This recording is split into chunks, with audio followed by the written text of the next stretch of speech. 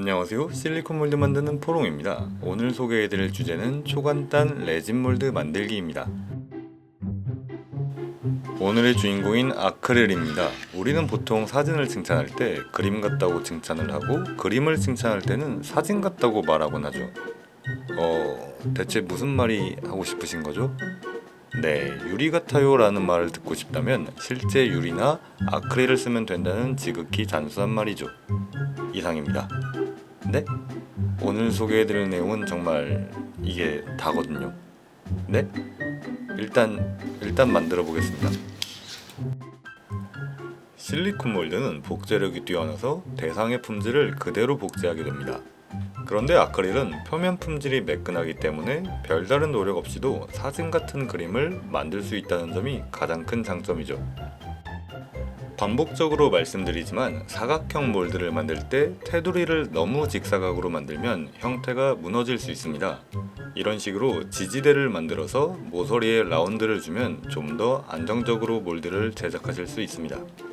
이제 실리콘을 비벼 보겠습니다. 여름이 되면서 실리콘의 경화 속도가 많이 빨라졌습니다. 그 말인즉슨 신속 정확한 작업이 필요하다는 얘기죠.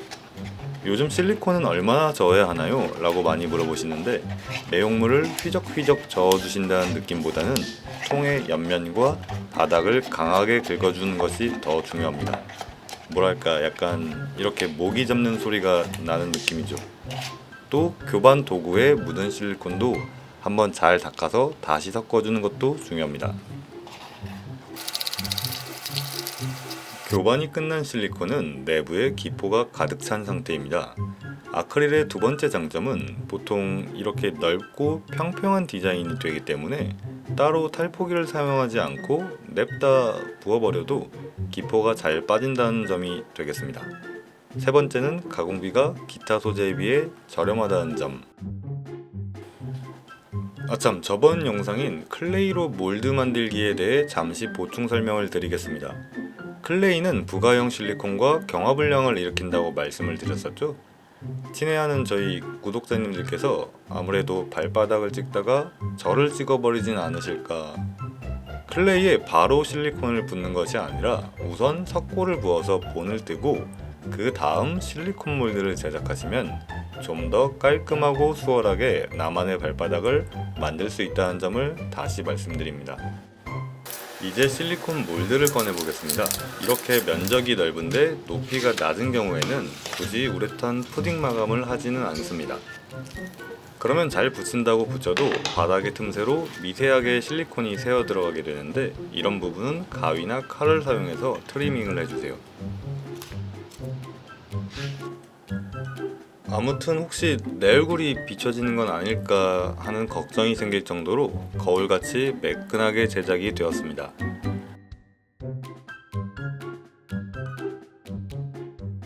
이제 저만의 레진 받침대를 만들어 볼 텐데, 저는 몰드 만들기를 제외하면 정말 똥손이라서 여기서부터는 사실 개그물에 가깝습니다.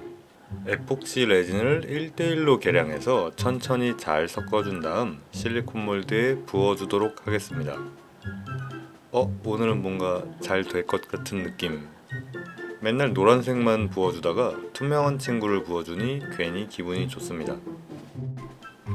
실리콘 몰드는 여러가지 소재를 사용 가능한 것이 강점인데, 아마 가장 까다로운 소재는 레진이 아닐까 싶습니다. 기타 소재에 비해 몰드 품질에 영향을 많이 받기 때문이죠. 비교 대상으로 발바닥도 하나 만들어 보겠습니다. 여기서 멈췄으면 좋을 텐데 사람은 보통 같은 실수를 반복하는 편이죠. 아니 근데 발바닥 만들어 놓고 어떻게 참아? 네, 사실 이쯤 되면 거의 자포자기 상태이죠. 더 굳은 상태에서 찍어주던가 아니면 더 잘 떨어지는 소재인 실리콘으로 도장을 만들었어야 한다는 소소한 깨달음을 얻게 되었습니다. 아무튼 완성된 핏빛 아크릴과 기포투성이 아크릴. 하지만 개떡같이 만들었음에도 불구하고 제법 그럴듯하게 나온 것 같습니다. 아님 말고요. 별다른 마감을 하지 않고 제작한 고양이 발바닥 몰드와 비교해보면 레진이 뿌옇게 제작된 모습을 보실 수 있습니다. 하지만 레진 공예의 꽃은 역시 꾸며주기라고 할 수 있죠. 본격 이런 놈도 공예를 한다고 시리즈. 뭘 그려야 잘 그렸다고 소문이 날까? 사실 제가 그릴 줄 아는 건 찐따군 뿐이라서 침착하게 그려주고 고양이도 그려주도록 하겠습니다. 이게 고양인가요? 뒷모습입니다. 오늘은 조금 감동적인 그림을 그리고 싶은 날입니다. 길도 그려주고 주변에 나무도 그려주도록 하겠습니다. 네, 보고 따라 그리는 게 맞습니다. 아니 원래 잘 그리는데 레진판이 너무 미끄럽습니다. 정말로요. 감동적인 서사를 위해서는 역시 비극이 필요한 법입니다. 비극. 일단 하나 죽이고 봅니다. 누구를? 저를요. 감동적인 순간의 하이라이트는 역시 재회의 순간이죠. 빨간색, 주황색, 노란색 물감을 칠해 무지개 다리를 만들어 주겠습니다. 슬픈 부분에 비해서 너무 똥손이시네요. 내가 해도 너보단 잘하겠다 라고 말씀하시면 포롱튜브의 취지를 제대로 이해하신 것이 맞습니다. 그 와중에 남색은 빠집니다. 이것저것 꾸며주고 싶은 데코를 넣어주고 레진을 마저 채워주면 이제 마무리입니다. 고정을 안 시켰더니 다 떠내려가네.